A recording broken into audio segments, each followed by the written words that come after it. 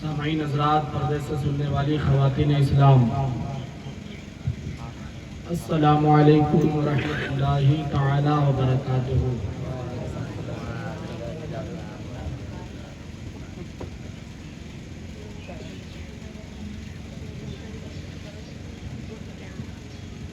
الحمدللہ رب العالمین والعاقبۃ للمتقین والصلاة والسلام علی رسولہ الکریم، اما بعد فاعوذ باللہ من الشیطان الرجیم، بسم اللہ الرحمن الرحیم۔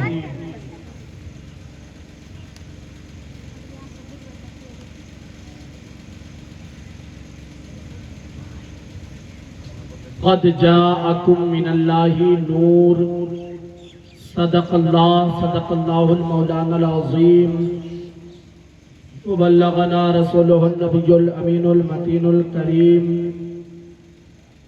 ونحن علی ذلک لمن الشاہدین والشاکرین، والحمد للہ رب العالمین۔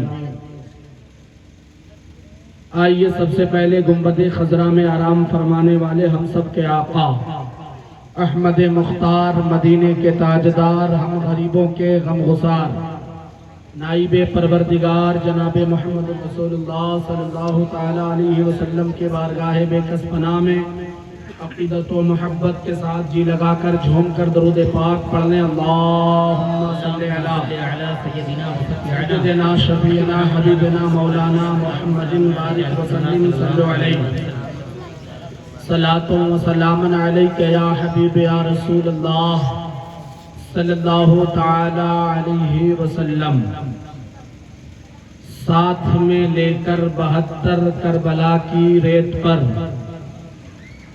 ساتھ میں لے کر 72 کربلا کی ریت پر آ گیا سبط پیمبر کربلا کی ریت پر، آ گیا سبط پیمبر کربلا کی ریت پر، ایک اشارہ کرتا جو محبوب رب کا لاڈلا، ایک اشارہ کرتا جو محبوب رب کا لاڈلا، ٹوٹ کر آتا سمندر کربلا کی ریت پر، ٹوٹ کر آتا سمندر کربلا کی ریت پر، ساتھ میں لے کر 72 کربلا کی ریت پر، اور روئے قاسم دیکھ کر شبیر یہ کہنے لگے، روئے قاسم دیکھ کر شبیر یہ کہنے لگے، آ رہی ہے یاد شبر کربلا کی ریت پر، آ رہی ہے یاد شبر کربلا کی ریت پر۔ اور آخری شعر کہ آسماں کا بھی کلیجہ پانی پانی ہو گیا، آسماں کا بھی کلیجہ پانی پانی ہو گیا، مسکرایا ہے جو اصغر کربلا کی ریت پر، مسکرایا ہے جو اصغر کربلا کی ریت پر، ساتھ میں لے کر 72 کربلا کی ریت پر آ گیا سبط پیمبر کربلا کی ریت پر۔ محترم حضرات، قد جاءکم من اللہ نور، اللہ کے جانب سے آیا ایک نور، نبی کائنات صلی اللہ تعالی علیہ وسلم نور بن کر اس دنیا میں تشریف لائے، اور اعلیٰ حضرت فرماتے ہیں تیری نسل پاک میں ہے بچہ بچہ نور کا، تیری نسل پاک میں ہے بچہ بچہ نور کا، تو ہے عین نور تیرا سب گھرانہ نور کا، تو ہے عین نور تیرا سب گھرانہ نور کا۔ تو کربلا میں امام حسین نور بن کر آئے، کیونکہ نبی نور، نبی کے اولاد نور، تو نبی کے نواسے کربلا میں جلوہ گر ہیں،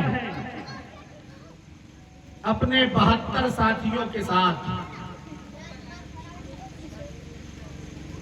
کل میں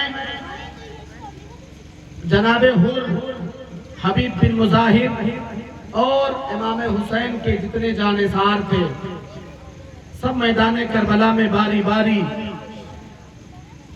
دشمنوں سے مقابلہ کر کے اپنی جان امام حسین پہ فدا کر دیے. اب باری آتی ہے مسلم بن عقیل کے بیٹوں کی. اب باری آتی ہے مسلم بن عقیل جو کوفہ میں شہید ہو گئے تھے. ان کے ایک لڑکے امام حسین کے ساتھ تھے جن کا نام عبداللہ بن مسلم تھا. وہ میدان کربلا میں جانے کی اجازت مانگنے لگے. جب اجازت مانگنے لگے تو آقا حسین کہتے ہیں کہ تمہارے بابا مسلم بن عقیل کو یزیدیوں نے کوفہ میں شہید کر دیا. تیرے باپ کا غم ابھی میں بھولا نہیں ہوں اور تمہیں میدان میں جانے کی اجازت کیسے دے دوں. تو مسلم بن عقیل کے لاڈلے عبداللہ بن مسلم یہ کہتے ہیں کہ بابا جان مجھے اپنے اوپر فدا ہونے سے نہ روکے بلکہ اپنے اوپر قربان ہونے دیں. میں آپ کے اوپر قربان ہونا چاہتا ہوں. جب امام علی مقام شوق شہادت دیکھتے ہیں تو مسلم کے بیٹے کو اجازت مل جاتی ہے. جب ہاشمی خاندان کا بیٹا میدان کربلا میں جاتا تھا تو یزیدی کانپنے لگتے تھے، اس لیے کہ یزیدی کو پتا تھا کہاں 72 کہاں 22,000. انہیں معلوم تھا کہ اگر اور 72 میں 3 دن سے پیاسے، 3 دن سے پانی نہیں ملا، 3 دن تک کھانا نہیں دیا گیا، پانی بند کر دیا گیا. یزیدیوں کو پتا تھا کہ ہاشمی خاندان کے جوانوں سے اگر مقابلہ کرنا ہے تو انہیں کمزور کرو. اگر یہ کمزور ہوں گے تب تو ان سے جیت سکتے ہو، ورنہ ان سے جیتنا اتنا آسان نہیں ہے. ہزاروں کے لشکر پہ ہاشمی خاندان کا ایک جوان کافی ہے. ایک جوان کافی ہے. عبداللہ بن مسلم کو اجازت ملی میدان کربلا میں چلے. میدان کربلا میں شوق شہادت کے لیے، مگر جب تک جسم میں جان ہے یزیدیوں سے لڑتے تھے اور یزیدیوں کے ہاتھ سے شہید ہوتے تھے. حضرت عبداللہ بن مسلم میدان کربلا میں گئے تو ابن سعد پہلوان کو بھیجتا ہے کہ جاؤ اس بچے کے گردن کو کاٹ کر لے آؤ. تو ابن سعد جب ایک پہلوان کو بھیجا تو وہ پہلوان بھی سوچا کہ میں تو بڑا نامی پہلوان ہوں، ابھی اس بچے کے گردن کو کاٹ کر لے آؤں گا. جیسے ہی وہ میدان میں آیا وہ چاہتا تھا کہ مسلم بن عقیل کے بیٹے عبداللہ بن مسلم کو ایک وار میں ہم اسے قتل کر دیں گے، ایک وار میں ہم انہیں شہید کر دیں گے. مگر اسے یہ پتا نہیں تھا کہ ان کے رگوں میں کسی اور کا خون نہیں ہے، ان کے رگوں میں علی کے مرتضیٰ کا خون ہے. سبحان اللہ. جیسے ہی وہ آیا چاہتا تھا کہ انہیں مار دیں، مگر عبداللہ بن مسلم اس کی تلوار سے بچتے ہیں اور پھر جب عبداللہ بن مسلم وار کرتے ہیں تو وہ بدبخت بچ نہیں پاتا ہے اور ہاشمی نوجوان کے تلوار سے اس کی گردنیں ایسے کٹتی ہیں جیسے ہم آلو کاٹا کرتے ہیں. گردنیں ایک بار میں الگ ہو جاتی تھی. پھر اس کے بعد عبداللہ بن مسلم جنگ کرتے رہے، یزیدیوں سے مقابلہ کرتے رہے، لڑتے رہے، آخری سانس تک لڑتے رہے. اور ایک گھڑی ایسی بھی آئی کہ عبداللہ بن مسلم جب زخمی ہوئے اپنے گھوڑے سے نیچے گرے، آقا حسین کو آواز لگائے، آقا حسین دوڑ کر آئے. آنے کے بعد اپنے بھتیجے کو اپنے گود میں اٹھائے اور اٹھانے کے بعد اپنے خیمے کی طرف لے کے آئے. اللہ رب العزت نے آقا حسین کو اتنا بڑا کلیجہ دیا تھا کہ 72 کے 72 کو اپنے گود میں اٹھا کر خیمے کی طرف لا رہے ہیں. اتنا بڑا کلیجہ امام حسین میدان کربلا میں لے کر کھڑے ہیں اور صبر کے پہاڑ امام حسین بن کر کھڑے ہیں میدان کربلا میں. پھر اس کے بعد مسلم بن عقیل کے بھائیوں کی باری آتی ہے.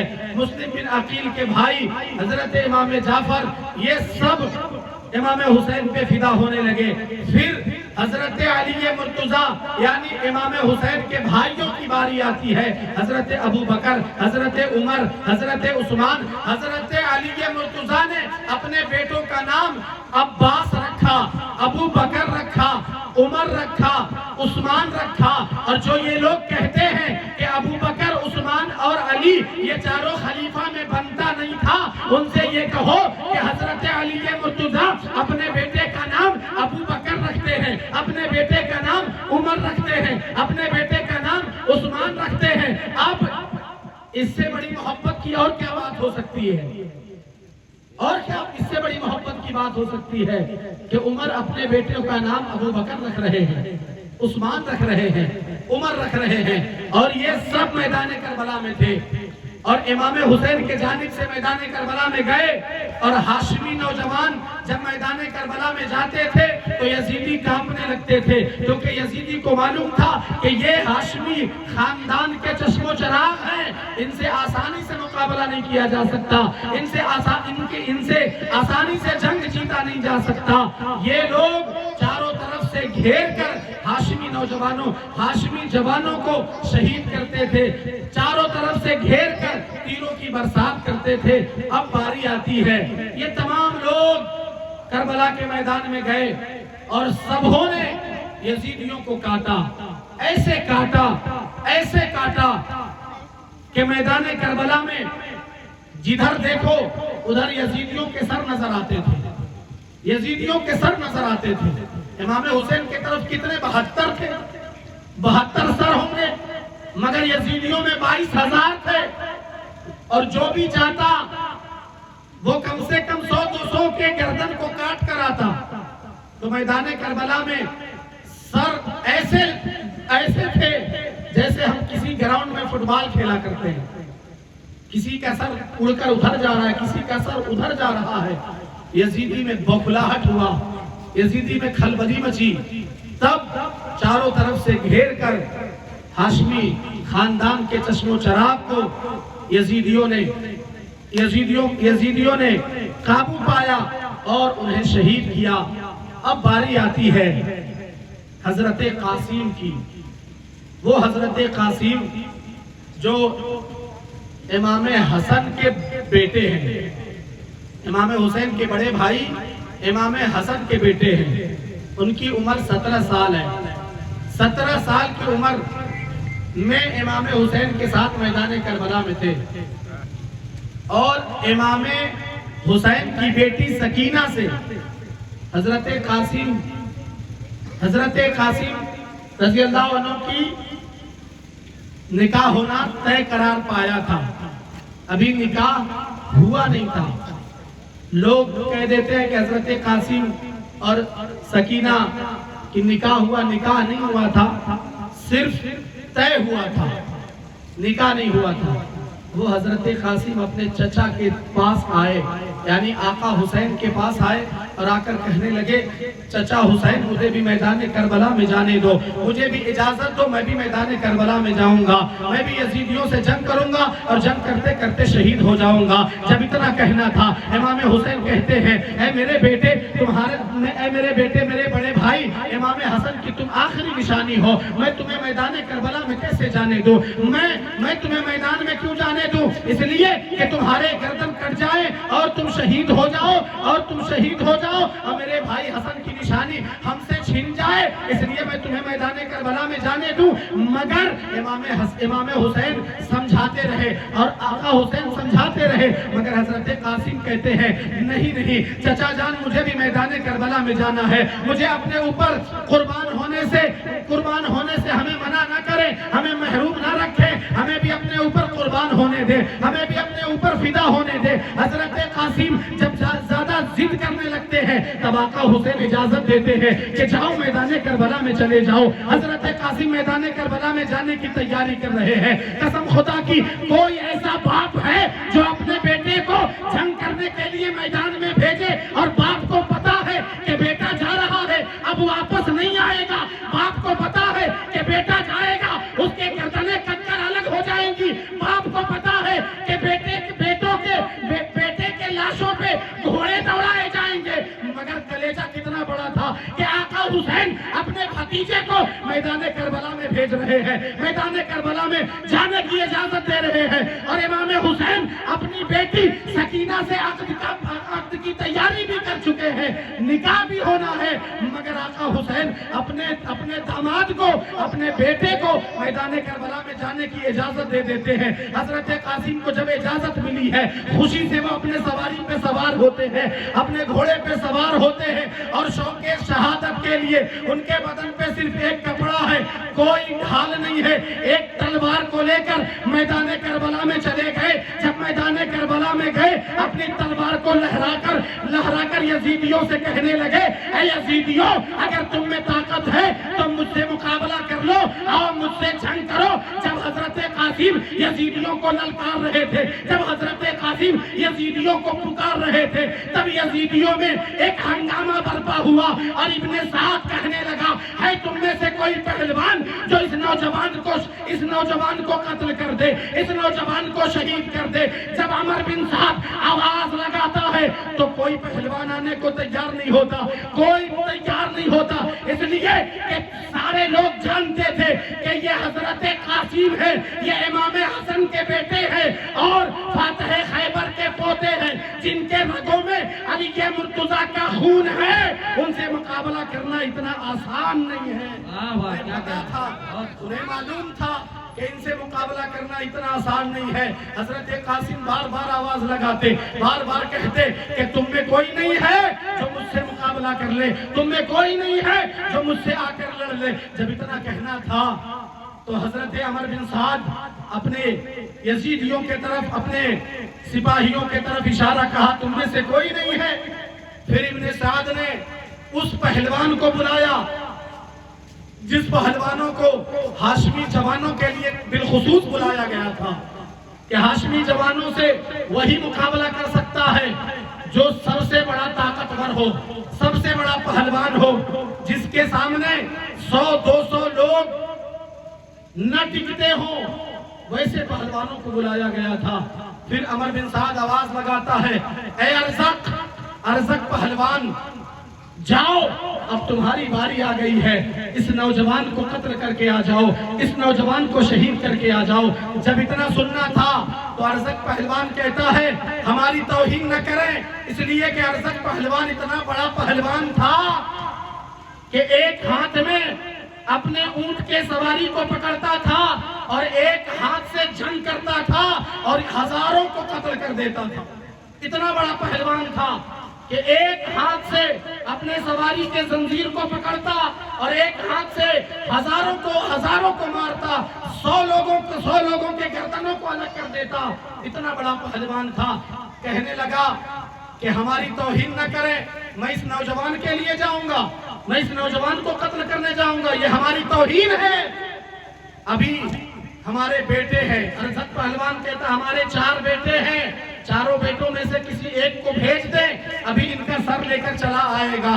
جب اتنا کہنا تھا عمر بن سعد حکم دے دیتا ہے. عمر بن سعد جب اجازت دیتا ہے, ارزق پہلوان کا پہلا بیٹا حضرت قاسم کے سامنے آیا تھا. جب حضرت قاسم کے سامنے آیا, آ کر کہنے لگا غصے کے مارے پاگل ہونے لگا کہ میں تو ابھی تمہیں قتل کر دوں گا, میں تو ابھی تمہیں شہید کر دوں گا. مگر اسے پتا نہیں تھا کہ یہ کون ہے, ان کے رگوں میں کس کا خون ہے. حضرت قاسم اس کی آواز کو سنتے ہیں اور سننے کے بعد قریب جاتے ہیں. جیسے ہی وہ تلوار چلانا چاہتا تھا, حضرت قاسم اس کی تلوار کے وار کو بیکار کرتے ہیں اور ایک ایسا وار کرتے ہیں کہ اس کے گردنیں کٹ کر اتنے دور جا کر گرتی ہے, اتنے دور چلی گئی کہ حضرت جب اس کے گردن کو دور تک پھینک دیا گیا, تب ارزق پہلوان کا دوسرا بیٹا دیکھا ہے کہ میرا بھائی تو ایک ہی بار میں ختم ہو گیا، ایک ہی بار میں اس کے سر اڑنے لگے ہیں۔ اب دوسرا بیٹا دوڑ کر آیا اور اپنے بھائی کا بدلہ لینے کے لیے جب دوسرا بیٹا دوڑا ہے، حضرت قاسم اس کو بھی ایک بار میں ختم کر دیتے ہیں، اور ایک بار میں جب اسے ختم کرتے تو حضرت قاسم لپک کر اس کی تلوار کو لے لیتے ہیں، اس کی تلوار کو لے لیتے ہیں، اور تلوار لینے کے بعد جب دوسرا بیٹا دیکھا ہے، دوسرا دیکھا کہ میرے دوسرے بھائی کو بھی مار دیا گیا، تیسرا دوڑ کر آیا، تیسرا جب دوڑ کر آیا تو وہ نیزہ سے وار کرنے لگا، جب نیزہ سے وار کرنے لگا تو حضرت قاسم نیزے کو روک لیتے ہیں، جب نیزہ سے کام نہ بنا تو وہ تلوار نکالنے لگا تو حضرت قاسم اپنے تلوار کو نکالتے ہیں جو ارزق کے بیٹے سے چھین کر اپنے پاس رکھے ہوئے تھے، اسی کی تلوار سے اس کے اوپر ایسا وار کرتے ہیں کہ اس کے دھڑ دو ٹکڑے میں تبدیل ہو جاتے ہیں، دو ٹکڑے میں بٹ جاتے ہیں۔ جب تیسرا بیٹا تڑپنے لگا ہے تو چوتھا دیکھ کر حیران ہو گیا، وہ بھی چیختا چلاتا ہوا میدان کربلا میں آیا، جیسے ہی جوش کے ساتھ چاہتا تھا کہ حضرت قاسم کے اوپر وار کیا جائے، حضرت قاسم کو مارا جائے۔ جب وہ دوڑ کر آیا تھا تو حضرت قاسم اس کے تلوار سے بچ کر اس کے اوپر ایسا وار کرتے ہیں کہ اس کے سر پہ لگا ہے اور بیچ سے پھاڑتا ہوا ایک دھڑ ادھر ہو جاتا ہے، دوسرا دھڑ ادھر ہو جاتا ہے۔ جب یہ ساری باتیں ارزق پہلوان دیکھا، جب ارزق نے دیکھا کہ میرے چاروں بیٹوں کو بری طریقے سے حضرت قاسم کاٹ رہے ہیں، بری طریقے سے مار رہے ہیں، جب یہ دیکھ لیتا ہے تو اب وہی ارزق پہلوان جو حضرت قاسم کے لیے آنے کے لیے اپنی توہین سمجھتا تھا، آنا نہیں چاہتا تھا، اب آنے کے لیے بے چین و بے قرار ہو گیا ہے، اب تڑپ رہا ہے اور عمر بن صاحب سے کہتا ہے اب مجھے جانے دو، اس لیے کہ اس نوجوان نے میرے 4 بیٹوں کو کاٹ ڈالا ہے، میرے 4 بیٹوں کے گردنوں کو الگ کر ڈالا ہے، اب مجھ سے برداشت نہیں ہوتا۔ ارزق پہلوان چیختا ہوا چلاتا ہوا ہاتھیوں کی طرف جھومتا ہوا میدان کربلا میں آیا ہے۔ جب میدان کربلا میں آیا اس نے چاہا کہ حضرت قاسم کے اوپر پہلا وار کر دے اور قاسم کے سر کو الگ کر دے، مگر حضرت قاسم کو قتل کرنا اتنا آسان نہیں تھا، 3 دن سے پیاسے ہیں۔ پھر کیا ہوتا ہے، حضرت قاسم کے رگوں میں کسی اور کا خون نہیں، علی مرتضیٰ کا خون ہے۔ ارزق پہلوان وہ پہلوان جس کے سامنے 100 لوگ نہیں ٹیکا کرتے تھے، 100 لوگوں کو اکیلے ایک بار میں وہ جو ہے کاٹ ڈالتا تھا، ایک بار میں 100 لوگوں کو پچھاڑ دیتا تھا، وہ ارزق پہلوان حضرت قاسم کے سامنے آ گیا ہے، ہاتھیوں کی طرح جھوم رہا ہے، ہاتھیوں کی طرح چہاڑے مار رہا ہے، مگر حضرت قاسم اس سے کچھ بات نہیں کرتے ہیں۔ ارزق پہلوان جو ہے حضرت قاسم کے اوپر وار کرنا چاہتا تھا، ارزق پہلوان جب وار کرتا ہے حضرت قاسم اسے روک لیتے ہیں، جب اسے روکتے ہیں تلوار بازی شروع ہوئی۔ حضرت قاسم جب اپنی تلوار کو کھینچتے ہیں، جب تلوار پہ ارزق کی نظر پڑی ہے تو ارزق دیکھ کر کہتا ہے اے نوجوان تمہارے ہاتھوں میں یہ تلوار کہاں سے آیا؟ یہ تو میرے بیٹے کا تلوار ہے۔ تب حضرت قاسم کہتے ہیں کہ تمہارے بیٹے نے ہمیں اسے تحفے میں دے کر گیا کہ جب تو آئے گا تو تو بھی جب میرا باپ آئے گا تو اسی تلوار سے تجھے بھی مار کر میں جہنم پہنچاؤں گا، تجھے بھی مار کر پہنچاؤں گا۔ ارزق پہلوان دیکھ لے یہ تیرے بیٹے کا تلوار ہے اور اسی تلوار سے میں تجھے کاٹوں گا، اسی تلوار سے میں تجھے تیری گردنوں کو الگ کروں گا۔ اتنا کہنا تھا، ارزق پہلوان اور غصے سے پاگل ہوا، بے چین و بے قرار ہوا، اس لیے کہ اس کی توہین ہو رہی تھی۔ حضرت قاسم سے ابھی گفتگو چل رہی تھی، اتنے میں حضرت قاسم کہتے ہیں تم اپنے آپ کو پہلوان کہتے ہو، تم اپنے آپ کو بہت بڑا سورما سمجھتے ہو اور تمہیں گھوڑے کے زن بھی کسنے نہیں آتے، تجھے گھوڑے کے زن کسنے نہیں آتے۔ جیسے ہی ارزق پہلوان اپنے گھوڑے کی طرف نظر دوڑایا ہے، اپنے گھوڑے کی طرف دیکھا ہے، اتنے میں حضرت قاسم ایک ایسا تلوار چلاتے ہیں کہ ارزق پہلوان جو 100 لوگوں پہ بھاری پڑتا تھا اس کے 2 ٹکڑے ہو جاتے ہیں اور آدھا دھڑ ادھر ہوتا ہے، آدھا دھڑ ادھر ہوتا ہے اور چھٹپٹاتا ہوا میدان کربلا میں جب اس کے دھڑ چھٹپٹا بتا رہے تھے تب یزیدیوں میں ایک ہنگامہ ہوا، اے لوگوں دیکھ لو یہ ہاشمی نوجوان ہے اور یہ حسن کا بیٹا ہے، علی کا پوتا ہے، اس کے رگوں میں فاتح خیبر کا خون ہے، ارزق پہلوان جیسے سورما کو ایک بار میں ختم کرتا ہے۔ اگر تم اسے ایک ایک کر کے جاؤ گے تو تم سب مارے جاؤ گے، تم سب مارے جاؤ گے۔ جب اتنا کہنا تھا، نعرہ تکبیر، نعرہ رسالت، نعرہ رسالت، جشن شہیدان کربلا، جشن شہیدان کربلا، نعرہ تکبیر، نعرہ رسالت۔ حضرت قاسم جب ارزق پہلوان کو ایک بار میں کاٹتے ہیں جیسے کوئی گاجر کو کاٹتا ہے، ایک بار میں جب الگ ہوا یزیدیوں میں ہنگامہ ہو گیا کہ ایک نوجوان جس کے بدن پہ کچھ بھی نہیں ہے ایک تلوار لے کر اتنے بڑے بڑے سرما کو دھول چٹا رہا ہے، تو سوچو تمہارا کیا حال ہوگا۔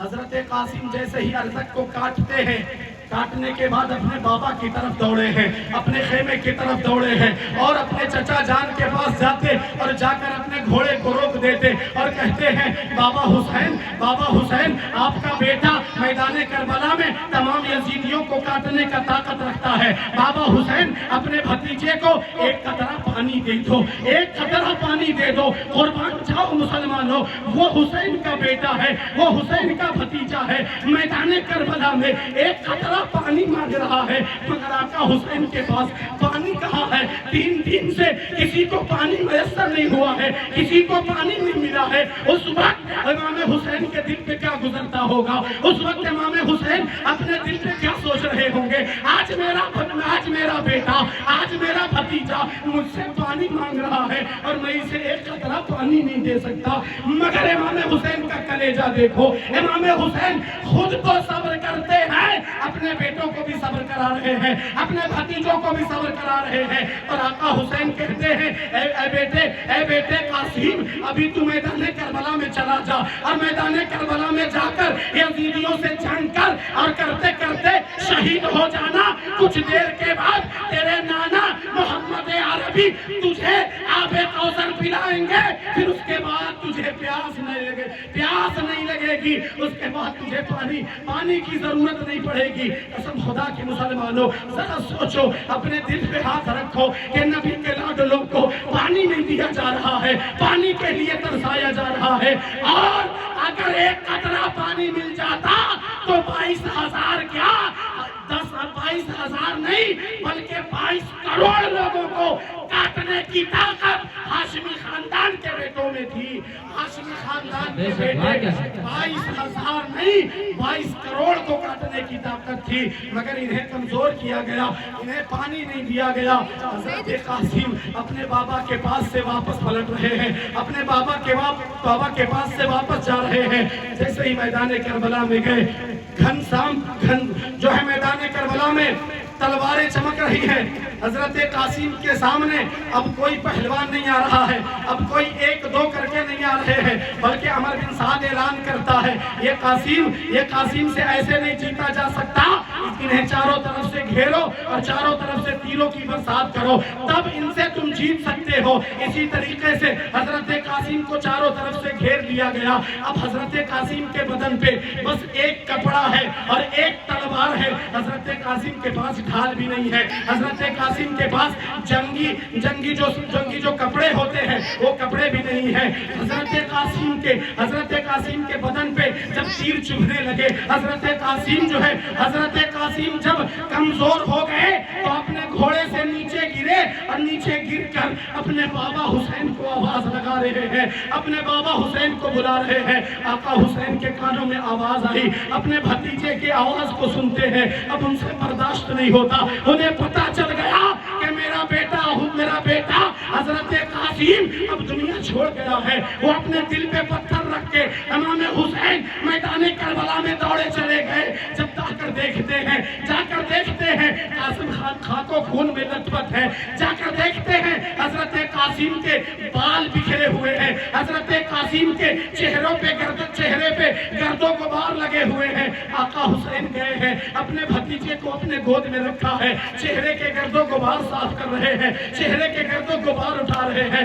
سوچو مسلمانوں، امام حسین کا کلیجہ کتنا بڑا تھا کہ اپنے آنکھ کے سامنے دیکھ رہے ہیں کہ میرا بھتیجا خاک و خون میں لطفت ہے، ہزاروں تیر لگے ہوئے ہیں، ہزاروں تیر لگے ہیں، اور آقا حسین اپنے بھتیجے کے لگے ہوئے تیروں کو اپنے ہاتھوں سے توڑ رہے ہیں اور توڑ کر اپنے گود میں بیٹھا لیتے ہیں، چہرے کو صاف کرتے ہیں۔ جیسے ہی چہرے کو صاف کیا ہے آقا حسین نے چہرے کو صاف کیا ہے، حضرت قاسم اپنی آنکھیں کھول دیتے ہیں۔ جب آنکھیں کھولتے ہیں دیکھتے ہیں کہ میں اپنے بابا کے گود میں ہوں، آقا حسین کے گود میں ہوں۔ ایک مسکراتے ہیں، چہرے پہ مسکان لاتے ہیں اور ہنستے ہوئے امام حسین کے بیٹوں نے کربلا میں اپنی جان فدا کر دی ہے، اس لیے کہ انہیں پتا تھا کہ یہ قربانی نانا کے لائے ہوئے دین کے خاطر ہے، اور تمام ہاشمی خاندانوں نے یہ سوچ کر